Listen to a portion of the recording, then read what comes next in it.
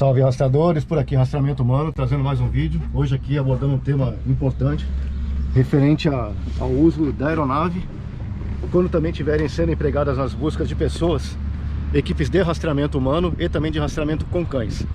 Para isso, hoje a gente veio aqui na base do Águia, da Polícia Militar de Santa Catarina, para conversar com o Tenente Coronel Cota, piloto policial experiente, para trazer alguns esclarecimentos aqui sobre esse uso combinado da aeronave com técnicas de rastreamento humano e rastreamento com cão.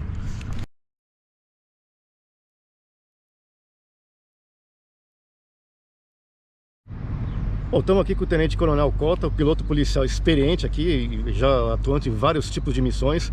Primeiro de tudo, Cota, eu gostaria que pedisse que você se identificasse e explicasse quais tipos de missões a aeronave Águia é utilizada. Bom, saudações a todos, né? O Sérgio acabou de me apresentar, o Tenente Coronel Cota, eu comando aqui a segunda base do batalhão de polícia militar aqui em Santa Catarina.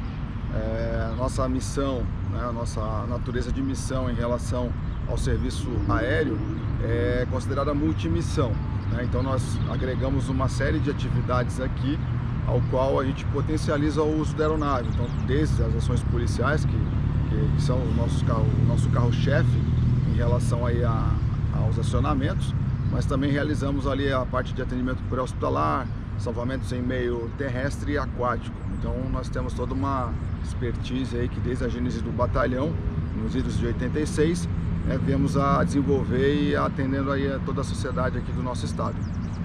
Cota, especificamente sobre o vídeo de hoje, né, uma questão importante é que surge bastante dúvidas, né? A questão é se existe uma grande preocupação que eventualmente em missões de busca de pessoas, seja busca e salvamento terrestre, pessoas perdidas ou eventualmente de foragidos, se eventualmente a aproximação da aeronave pode causar algum tipo de alteração no ambiente no qual está sendo feito aquele tipo de rastreamento.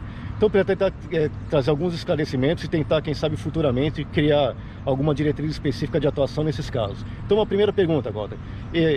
Existe realmente, é razoável essa preocupação de que eventualmente um sobrevoo de uma aeronave pode causar um deslocamento de ar e alterar aquele ambiente no qual está sendo feito o rastreamento? Essa preocupação é válida ou não? Existe realmente esse deslocamento de ar que pode interferir naquele rastreamento? Bom, Sérgio, em relação a essa parte de movimentação, né, em relação à alteração de cena e principalmente em relação a essa questão da busca do cão ou do rastreamento humano, certamente o helicóptero, né, ele justamente em razão desse deslocamento de ar provocado pelo rotor principal, né, ao qual esse fluxo ele é imprimido de cima para baixo, né? Então toda essa massa de ar que faz com que o helicóptero se sustente no ar, isso é direcionado ao solo e por sua vez essas partículas em movimento batem no solo e depois retornam novamente para o alto, né? Então esse fluxo a gente chama de downwash. E dependendo, quanto mais próximo do solo, né, com certeza, né, todos já sabem, né, quando o helicóptero pousa, né, uma das características em relação a essa questão é justamente essa movimentação, esse fluxo de ar todo que ele é perturbado e as partículas que elas são todas ali dispensadas no ambiente, inclusive até causando eventuais riscos até ao próprio pouso, dependendo do tipo de solo, em relação aí ao levantamento de poeira e a diminuição das condições de visibilidade em relação ao pouso da aeronave. Se a gente for associar isso, né, para uma missão de busca e de captura ou de rastreamento, né, que é o tema aqui do vídeo, certamente, dependendo da altura em que está sendo feita essa busca com a aeronave, vai haver uma séria movimentação ali que vai alterar tanto indícios de passagem, né, desse alvo que está sendo rastreado, bem como, né, a gente, pela experiência que o pessoal que trabalha com cães aí nos reporta, a questão das partículas ali que são captadas pelo olfato do cão, que são mais sensíveis, elas tendem a se dispersar. Então isso com certeza acaba alterando e eventualmente prejudicando esse trabalho de rastreamento.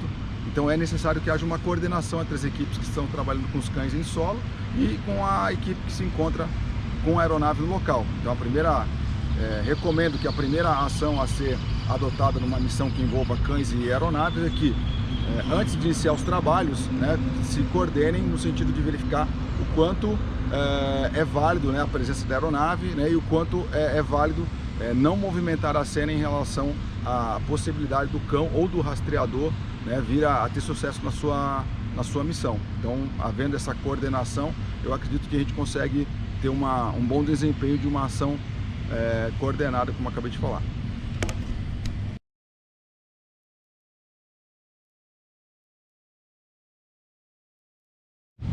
Cota, importantes esses esclarecimentos aqui, mas algumas perguntas aqui que são geralmente recorrentes aí para tentar estabelecer algum tipo de parâmetro. Sim. Dividindo a questão em dois, por exemplo, se for, você já explicou bem essa questão da movimentação de partículas, né, dependendo da altura da aproximação da aeronave. Então, dividindo em duas aqui a questão. Primeira questão, é possível se falar ou não, é possível se tentar estabelecer ou não algum tipo de altura padronizada para fins, primeiro, de rastreamento humano. Então vamos abordar primeiro a questão do sobrevoo da aeronave, quando estiverem sendo empregadas as equipes de rastreamento humano, e depois a gente aborda a questão específica se estiverem sendo empregadas as equipes de rastreamento com cão. Então, objetivamente, Cota, você entende, seria possível ou não tentar estabelecer algum tipo de altura padronizada de aproximação da aeronave quando estiver sendo empregada técnicas de rastreamento humano? Bom, Sérgio, em relação à parte de rastreamento humano, né, quando a gente vai para uma missão, né, ao qual já tem um pessoal capacitado a fazer essa parte de rastreamento, no caso, né, é interessante a gente ter essa percepção, né, em relação à padronização de uma altura para realizar essa busca, né? Isso é muito difícil de eu estar falando aqui, porque vai depender muito do tipo de aeronave que você está operando, porque se for uma aeronave maior, esse deslocamento da massa de ar em relação ao rotor principal também vai ser mais acentuado. Isso, por consequência, vai gerar uma movimentação maior do terreno, ali das partículas do terreno. Em relação também ao tipo de busca que a gente está realizando, então, se eu trabalho com aeronave muito numa condição de voo pairado, né, fico ali em velocidade zero, certamente todo aquele fluxo de ar está sendo canalizado, está sendo concentrado no ponto. E isso, logicamente, né, causa uma movimentação maior das partículas. Então, nesses casos, eu vou ter que avaliar, né? Eu vou procurar estabelecer uma altura, né, onde eu consiga verificar que minimamente eu estou mexendo o meu terreno, né, principalmente uma busca em mata. Se eu verificar a copa das árvores ou vegetação, né, ao qual você percebe que está tendo pouca movimentação, é uma altura razoável, porque você sabe que não vai estar movimentando as partículas ali na parte junto ao solo, perfeito?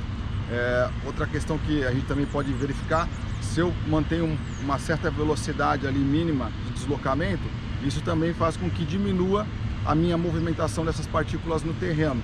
Então tudo isso, na verdade, trabalha-se mais com uma sensação mesmo, com um feeling em relação à percepção do voo da aeronave e ao que está ocorrendo no terreno. Então a equipe que está embarcada vai trabalhar essa percepção já com a orientação, né, do pessoal do rastreamento, né? Então a gente recebe essas informações, né, e você também vai verificar, por exemplo, o custo-benefício, né?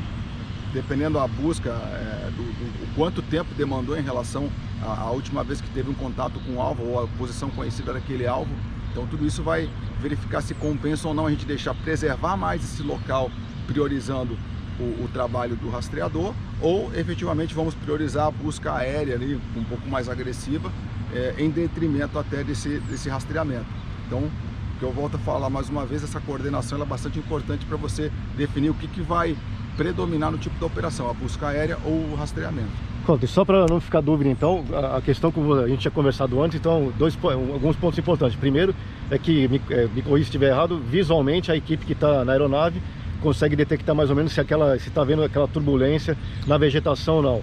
E segundo, um outro ponto importante que você mencionou, só para deixar bem claro isso, se eventualmente tiver algum, para não ficar nenhuma dúvida, eventualmente ao invés da aeronave parar e ficar sobrevoando aquela área parada, isso que você chamou de velocidade zero, eventualmente se a aeronave permanecer em deslocamento, ainda que devagar, isso eventualmente pode gerar menos turbulência local, pelo menos naquele ponto. Isso aí, Sérgio, essa aqui é a questão. Se eu estabeleço uma velocidade mínima que seja, né, mas eu não fico parado no ponto, né, claro, pode haver uma situação que eu tenho que fazer uma observação mais pormenorizada, mas via de regra, né, até porque numa condição de busca a um alvo, nós temos os padrões de busca, tanto é utilizado para a questão da busca e salvamento, na missão SAR, como também nas missões de natureza policial. Você tem sistemas ali de técnicas, né, de quadrado crescente, de círculo, quadrantes, então tudo isso pode ser aplicado, ou mesmo ainda, assim como o rastreador busca indícios, né, de trajetória, a aeronave também pode ter ali um ponto de última visualização e a partir dali seguir uma determinada trilha, por exemplo, né?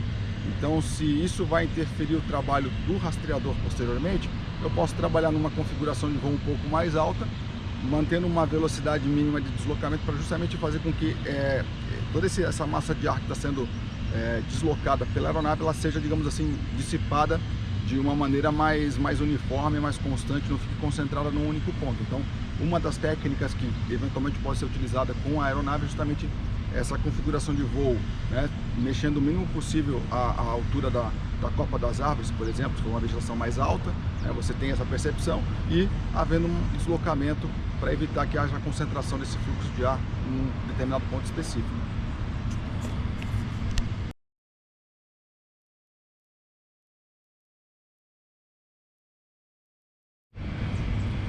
Cota, e aqui a gente abordou agora então a questão do rastreamento humano, né? E se eventualmente na missão tivesse sendo empregada também as equipes de rastreamento com cão, ou seja, o cão aquele de busca de odor específico ou o cão de venteio, existe alguma diferença de eventual aproximação com a aeronave, já que aquelas partículas, né? Nós aqui não somos condutores de cães, mas nós aprendemos com os cachorreiros, com nossos parceiros cachorreiros, que o cão ele busca aqueles distúrbios do solo, né? Se for ambiente natural, ou eventualmente as partículas que vão se soltando do corpo, ou os hormônios daquela pessoa que está sendo buscada, e eventualmente essa aproximação da aeronave pode causar um turbilhão, o espalhar dessas partículas, e pode interferir bastante nessa missão.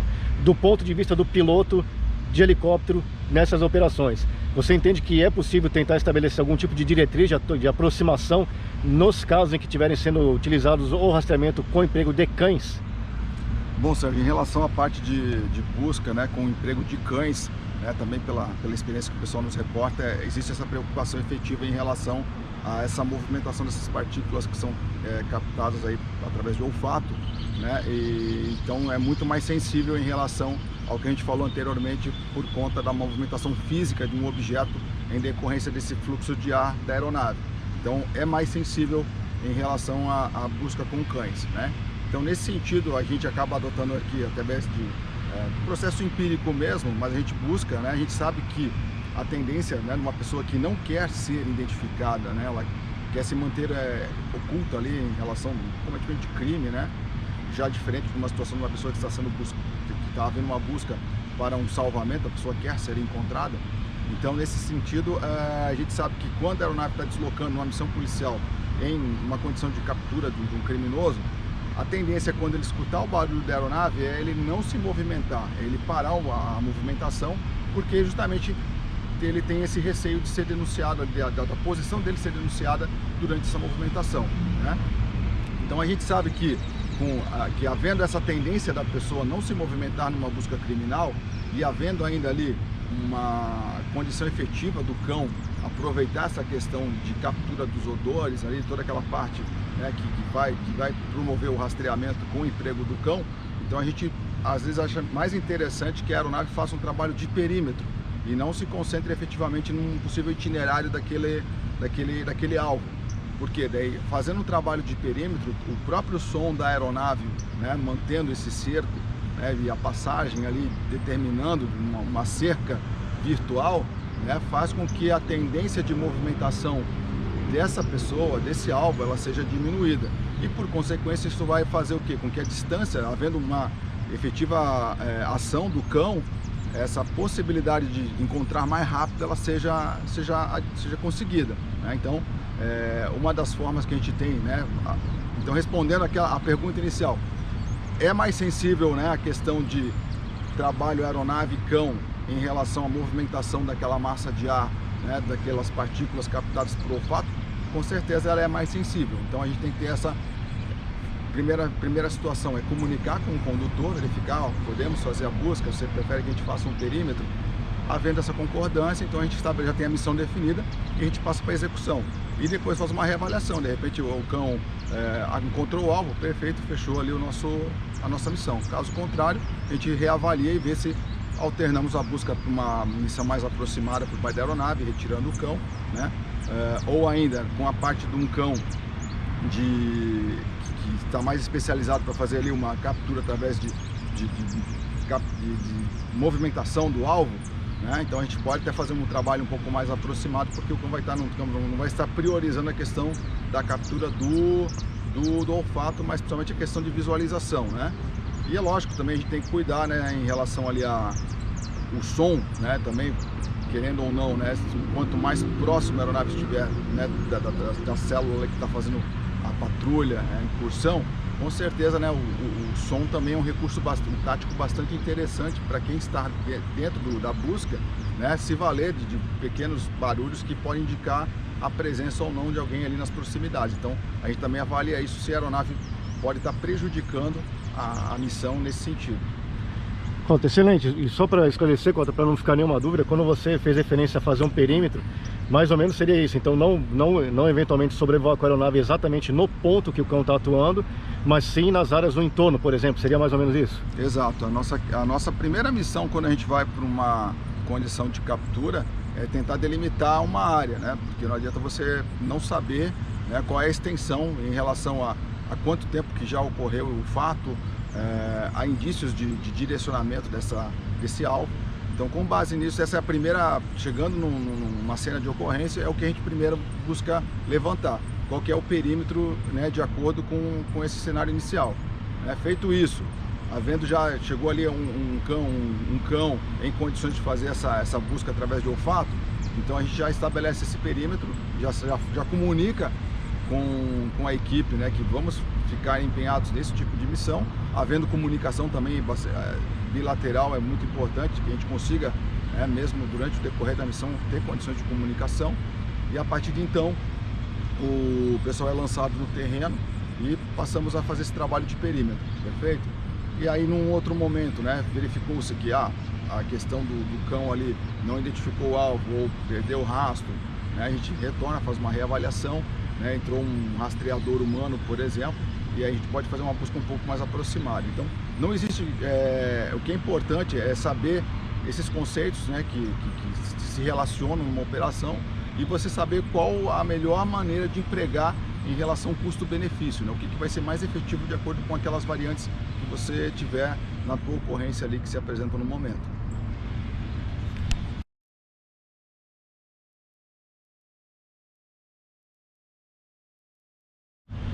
Cota, só para encerrar aqui então essa aula que você está dando aqui para a gente, mais especificamente então, o objetivo aqui desse vídeo não é trazer uma regra específica, mas sim contribuir com alguns esclarecimentos para que se possa tentar criar diretrizes de atuação para essas missões com emprego da aeronave, junto com o rastreamento humano, rastreamento humano, rastreamento com cão e também emprego da aeronave. Qual seria um último esclarecimento importante que você poderia dar para a gente nessas missões em que vão ser empregadas essas diferentes equipes, rastreamento humano, rastreamento com cão e também outras equipes e também o emprego da aeronave? Ou seja, a importância de uma coordenação de todas essas equipes, inclusive em momentos anteriores do lançamento da missão. Bom, Sérgio, o que é fundamental é que você acabou de falar, né, a palavra coordenação.